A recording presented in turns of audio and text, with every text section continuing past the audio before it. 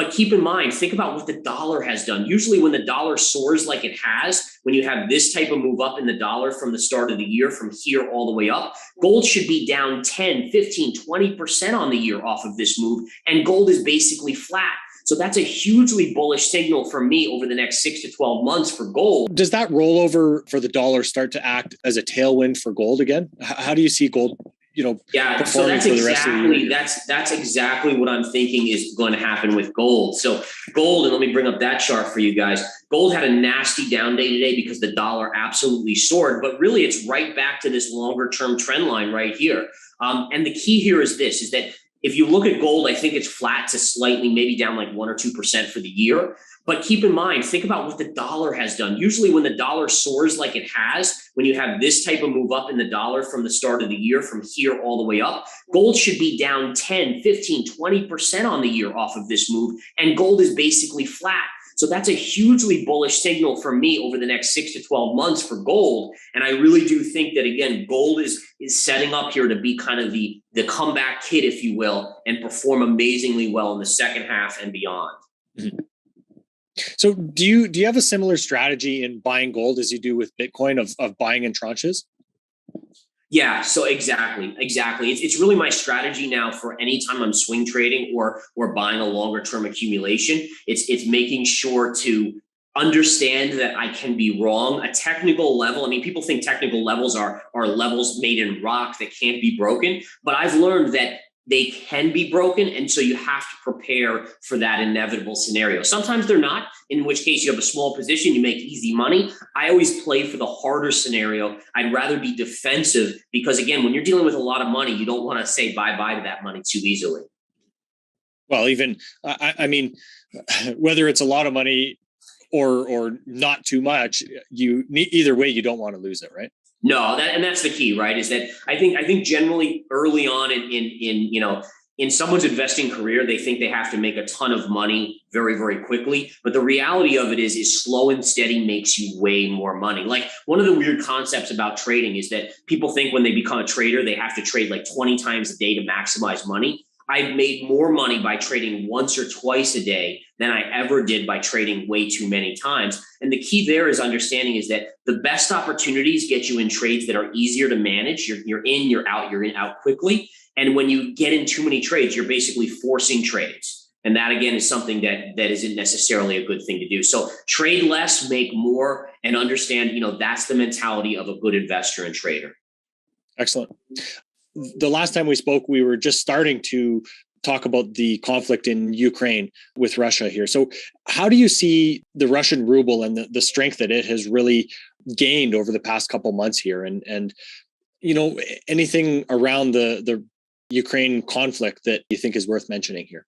Yeah, so you're right about that. The ruble has just been incredible in terms of its recent move. I mean, soaring. My guess is that has a lot to do with the price of oil and the fact that we know now that Russia's still selling all their oil. It's just going to different countries that are willing to buy it at a discount.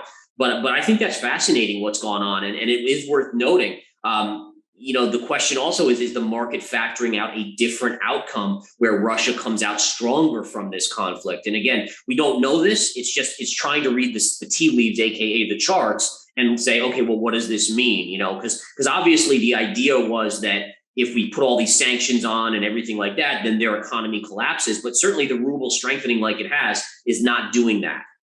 So, Gareth, considering, the age-old saying of don't fight the Fed, I think there's been a lot of speculators here that have learned that lesson and really how dependent on the liquidity that the Fed has given the markets, how dependent the markets really are on that.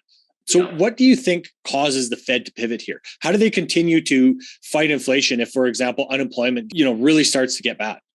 Yeah. So what you said is so important too, is that the thesis before the end of 2021, before the Fed started pulling back on their printing, it was don't fight the Fed, which was correct.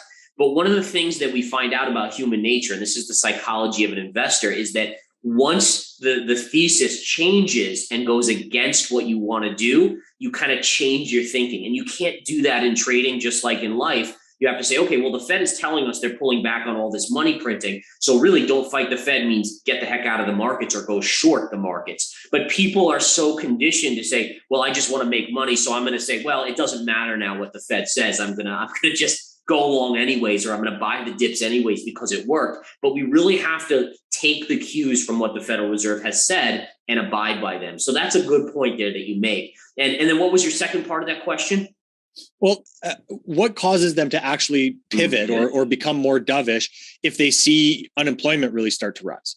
Yeah, so I think this is the key, is that number one, we have to see inflation come down. And so the fact that oil dropped, I mean, oil just like 2 weeks ago was north of $120 a barrel. I think it closed today right around or just sub 100. That, if that continues, number one, just that drop alone will bring down inflation a little bit in the near term. But I think at least for me, I'm expecting oil to come back to 85 to 75 by the midterm. So that is going to bring in inflation, which will take some pressure off the Federal Reserve from continually hiking rates. Now, the key is going to be this. If you're going to basically get a scale, right? So here's a scale. On one side, we have unemployment. On the other side, inflation. Now, right now, inflation's up here. Unemployment's way down here.